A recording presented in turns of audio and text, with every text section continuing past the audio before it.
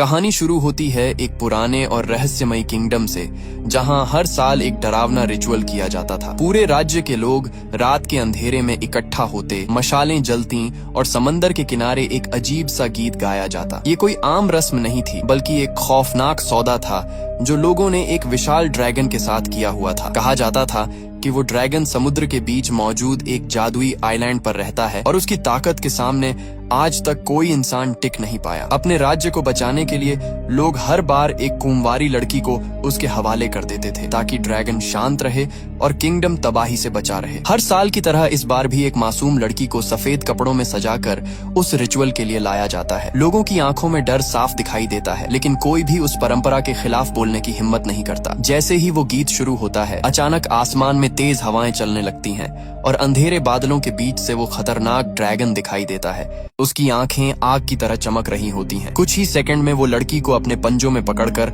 आसमान की तरफ उड़ जाता है।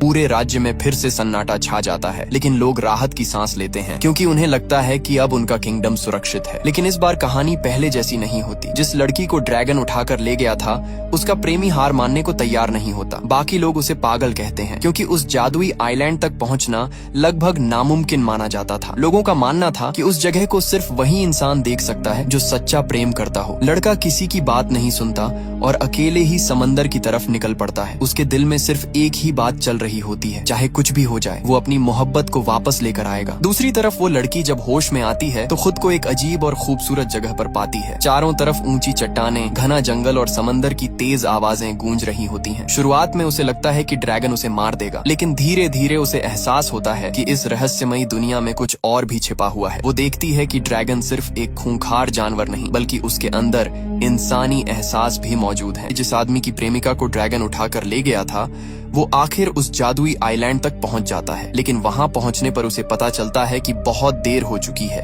क्योंकि ड्रैगन उस लड़की को मार चुका था। गुस्से में वो आदमी कई दिनों तक मौके का इंतजार करता है और आखिरकार ड्रैगन को मार गिराता है। इसके बाद पूरा किंगडम उसे हीरो मानने लगता है और धीरे धीरे लोग ड्रैगन के डर से आजाद हो जाते हैं। अब वो पुराना बलिदान वाला रिचुअल भी बंद हो चुका था। साल गुजरते हैं और वही ड्रैगन हंटर बूढ़ा हो जाता है। उसका पोता इगोर भी लोगों के बीच काफी मशहूर था। इसी बीच राजा अपनी पोती मिरोस्लावा की शादी इगोर से तय कर देते हैं, लेकिन मिरोस्लावा अभी भी बचपने में जी रही थी और उसे शादी में कोई खास दिलचस्पी नहीं थी। राजा उसे समझाते हैं कि इगोर उसके लिए सबसे अच्छा लड़का है और अब उसे अपने भविष्य को लेकर गंभीर होना होगा। आखिर शादी का दिन आ जाता है। मिरोस्लावा को सजाकर एक नाव पर बैठाया जाता है, जबकि इगोर दूसरी तरफ खड़े होकर रस्सी से नाव को खींच रहा होता है। तभी अचानक मौसम बदल जाता है, तेज हवाएं चलने लगती हैं और आसमान काला पड़ जाता है। कुछ ही सेकंड बाद एक विशाल ड्रैगन वहां आ पहुंचता है। उसे देखकर सभी लोग डर जाते हैं, क्योंकि ड्रैगन तो सालों पहले मारा जा चुका था। ड्रैगन सीधे मिरोस्लावा को उठाता है और सबके सामने उसे लेकर उड़ जाता है। ड्रैगन को दोबारा देखकर पूरा किंगडम हैरान रह जाता है, क्योंकि लोगों को यकीन था कि वो सालों पहले मर चुका है। दूसरी तरफ जब मिरोस्लावा को होश आता है तो वो खुद को एक अंधेरी गुफा में पाती है। ड्रैगन उसे जिस तरह उठाकर लाया था, उसकी वजह से वो घायल हो चुकी होती है और उसे काफी दर्द हो रहा होता है। फिर भी वो वहाँ से भागने की कोशिश करती है, लेकिन तभी ड्रैगन का पालतू रकून जैसा खतरनाक जानवर उसे डराकर वापस गुफा के अंदर धकेल देता है। उसी वक्त उसे एक अनजान लड़के की आवाज सुनाई देती है, जो उसे शांत रहने के लिए कहता है। वो लड़का गुफा की दीवार में बने एक छोटे से छेद के जरिए उससे बात कर रहा होता है। उसकी बताई बातों को फॉलो करके मिरोस्लावा उस जानवर से बच जाती है। बाद में वही लड़का उसे कुछ दवाइयां भी देता है ताकि उसकी चोटों का दर्द कम हो सके। मिरोस्लावा उससे उसका नाम पूछती है, लेकिन लड़का कहता है कि उसे अपना नाम तक याद नहीं। ये सुनकर मिरोस्लावा काफी हैरान हो जाती है। उसे लगता है कि शायद वो भी ड्रैगन का कैदी है, इसलिए वो उससे यहाँ से बाहर निकलने का रास्ता पूछती है। लेकिन लड़का बताता है कि ड्रैगन बहुत शक्तिशाली है और उससे बच निकलना लगभग नामुमकिन है। हालांकि वो ये भी कहता है कि अगर मिरोस्लावा का मंगेतर इगोर यहाँ तक पहुँच जाए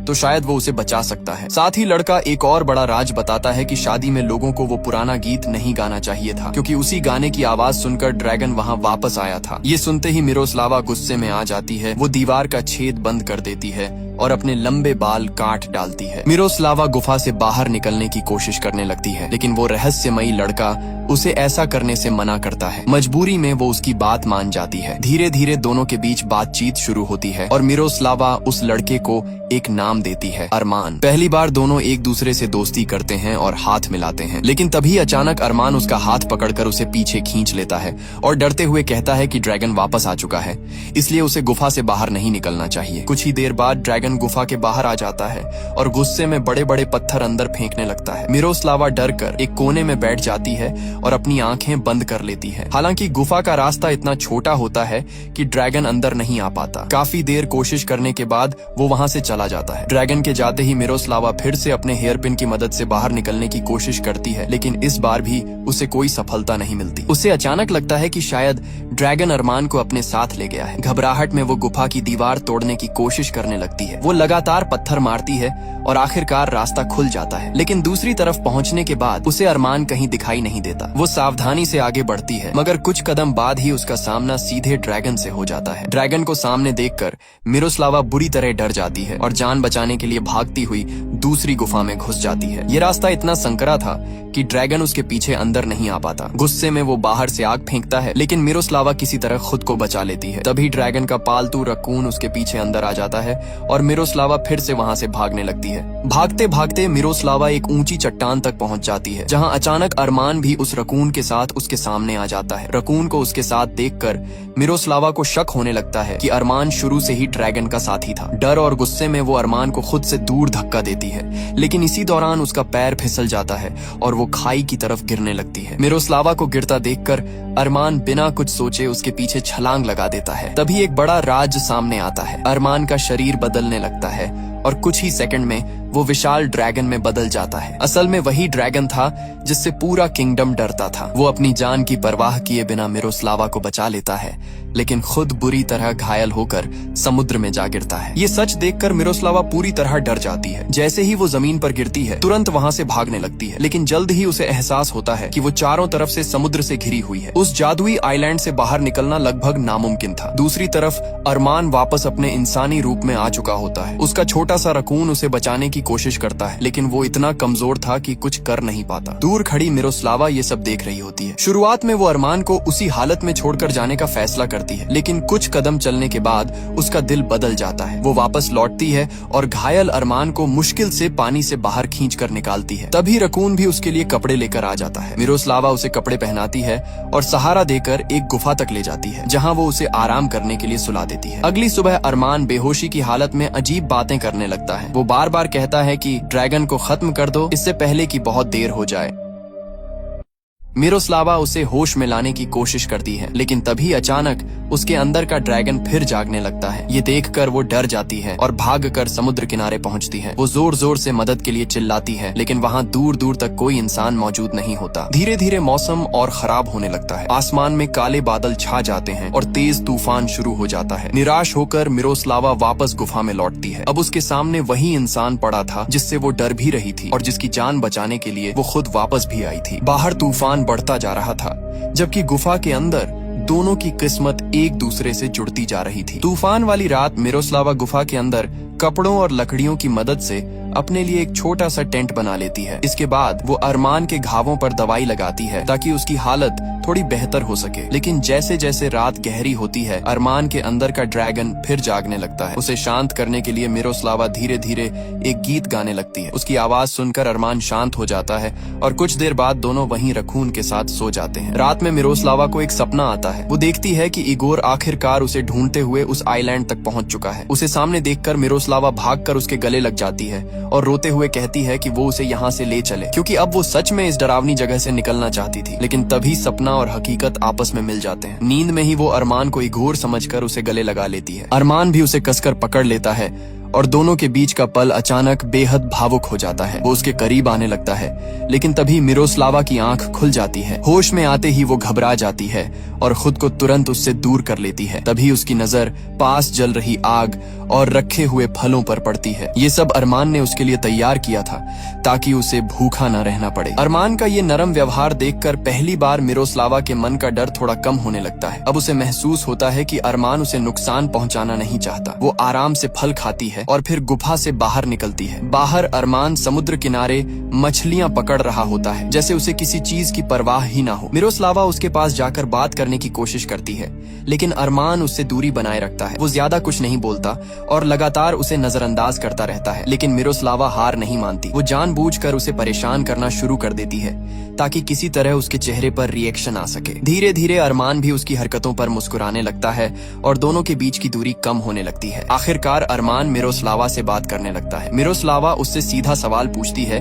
कि अगर वो उसे मारना नहीं चाहता तो फिर उसे वापस घर क्यों नहीं जाने देता। अरमान कुछ देर चुप रहता है और फिर कहता है कि मामला उतना आसान नहीं है जितना वो सोच रही है। इसके बाद वो पहली बार अपने अतीत का सच बताना शुरू करता है। अरमान बताता है कि बचपन से वो इसी रहस्यमयी आइलैंड पर अपने पिता के साथ रहता था। उसके पिता वही खतरनाक ड्रैगन थे जिनसे पूरा किंगडम डरता था और जिन्हें शांत रखने के लिए लोग हर साल बलिदान दिया करते थे। छोटे अरमान की नजर में उसके पिता किसी राक्षस नहीं बल्कि एक हीरो जैसे थे। वो भी बड़ा होकर अपने पिता जितना शक्तिशाली बनना चाहता था। लेकिन एक दिन समुद्र किनारे उसे एक अजीब सा बॉक्स मिला जो किसी लड़की का था। उस बॉक्स में रखी चीजों ने अरमान की सोच पूरी तरह बदल दी। पहली बार उसके अंदर इंसानों की दुनिया को जानने की इच्छा जागी। अब उसका ड्रैगन बनने का मन नहीं करता था। वो हिंसा और डर से दूर रहना चाहता था। जब उसके पिता ने उसे अपनी तरह ड्रैगन बनाने की कोशिश की तो अरमान वहां से भाग गया। हालांकि उसके पिता चाहकर भी उसे मजबूर नहीं कर सके, क्योंकि किसी इंसान को उसकी मर्जी के खिलाफ ड्रैगन बनाना नामुमकिन था। कुछ समय तक सब शांत चलता रहा, लेकिन फिर एक दिन एक नाव उस आइलैंड तक पहुंची। उसमें एक इंसान सवार था जिसने अरमान के पिता पर हमला कर दिया।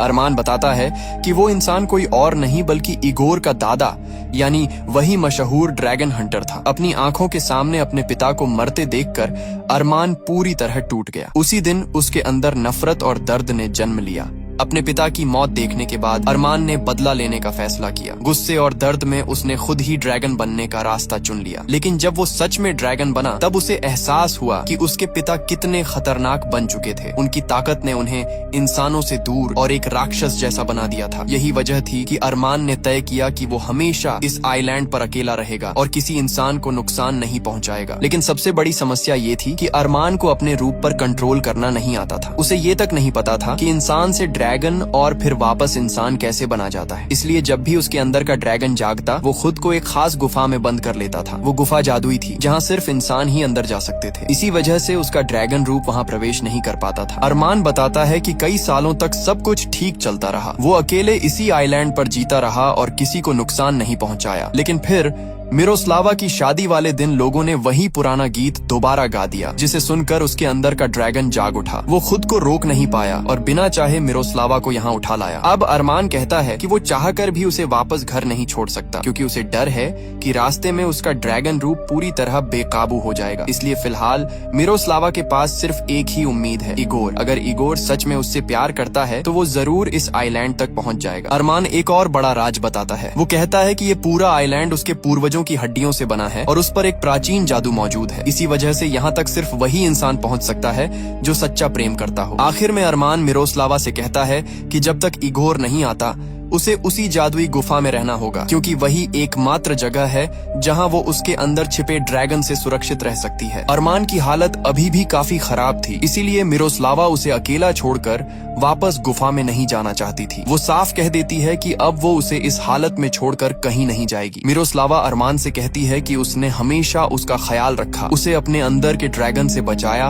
और कभी नुकसान पहुंचाने की कोशिश नहीं की। इसका मतलब उसके अंदर इंसानियत अभी भी जिंदा है। इसलिए जब तक इगोर यहाँ नहीं पहुँचता वो अरमान की मदद करेगी ताकि उसके अंदर के ड्रैगन को काबू में रखा जा सके। मिरोस्लावा की ये बातें सुनकर अरमान पहली बार सच में खुश नजर आता है। इसके बाद दोनों साथ मिलकर उस सुनसान आइलैंड को बदलने लगते हैं। समुद्र किनारे पड़ी टूटी फूटी चीजों और बहकर आए सामान से वो जगह को सजाते हैं। धीरे धीरे वहाँ का वीरान माहौल भी बदलने लगता है। अब दोनों साथ समय बिताने लगते हैं, हंसते हैं और छोटी छोटी चीजों में खुशी ढूंढने लगते हैं। दिन गुजरते जाते हैं और काफी समय तक अरमान के अंदर का ड्रैगन बाहर नहीं आता। ये देखकर मिरोस्लावा को यकीन होने लगता है कि शायद उसका प्यार और साथ अरमान के अंदर छिपे उस खतरनाक रूप को खत्म कर रहा है। वो बेहद खुश होती है क्योंकि उसे लगता है कि अब सब ठीक हो सकता है। लेकिन उसकी ये खुशी ज्यादा देर टिक नहीं पाती। एक रात उसे भयानक सपना आता है जिसमें अरमान अचानक फिर से ड्रैगन बन जाता है और उस पर हमला कर देता है। मिरोस्लावा डर कर उससे दूर भागती है, लेकिन फिर हिम्मत करके उसे शांत करने की कोशिश करती है। वो प्यार से उसे छूती है, मगर ड्रैगन और ज्यादा खतरनाक हो जाता है। आखिर में वो उसकी तरफ आग फेंक देता है। जैसे ही आग उसकी तरफ बढ़ती है, मिरोस्लावा डर कर अचानक नींद से जाग जाती है। वो समझती है कि ये सब सिर्फ एक सपना था। असल में अरमान उसके सामने खड़ा उसे जगा रहा होता है। कुछ देर बाद माहौल सामान्य हो जाता है और अरमान उसके लिए फूल लेने बाहर चला जाता है, जबकि मिरोस्लावा